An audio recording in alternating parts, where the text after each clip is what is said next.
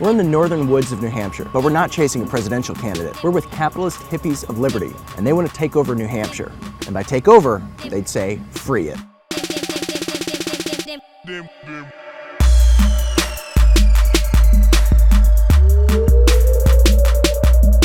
There's a sizable group of people in New Hampshire that are libertarians. A lot of them supported Ron Paul in 2008 and in 2012, and they're mobilizing.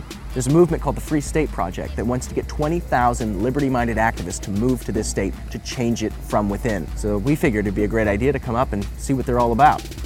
The Porcupine Freedom Festival is pretty much a showcasing of both New Hampshire, the ideas of liberty, the community. I hope and believe we can build a beacon of liberty here in New Hampshire. And that's why over 1,000 libertarians have come to live in the forest for a week to see what it's like to live in a stateless society. One of the big things about the Libertarian movement is self-responsibility, and it's about doing your own thing but respecting the rights of the other individual and how you make that work. I've written off the feds entirely. I'm a decade into not paying taxes, and I think, when you start to talk to more people around here, you'll find that there's already a lot of people within this group who don't pay federal taxes, a lot of them. I've been cooking chili for Libertarians since 1996. How'd you come across the moonshine? We bartered for some services at our tent.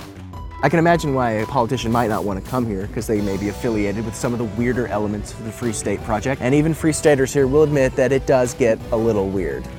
Okay. You just put bug spray in your mouth. Well, it's natural ingredients, not that bad. There's things that are darn close to X-rated up here. And when only the more extreme elements come out and showcase these things, you're missing a lot of average everyday Joes that are libertarian. Wouldn't some people say that the guy on the four-wheeler with the Confederate flag is more extreme? Possibly, that would be fair. One of the most interesting things about PorcFest, I think, is you have this insane mix of people. There's a libertarian Muslim. My path to libertarianism, oddly enough, it was Islam. An anarchist blacksmith. Anarchist of 31 years.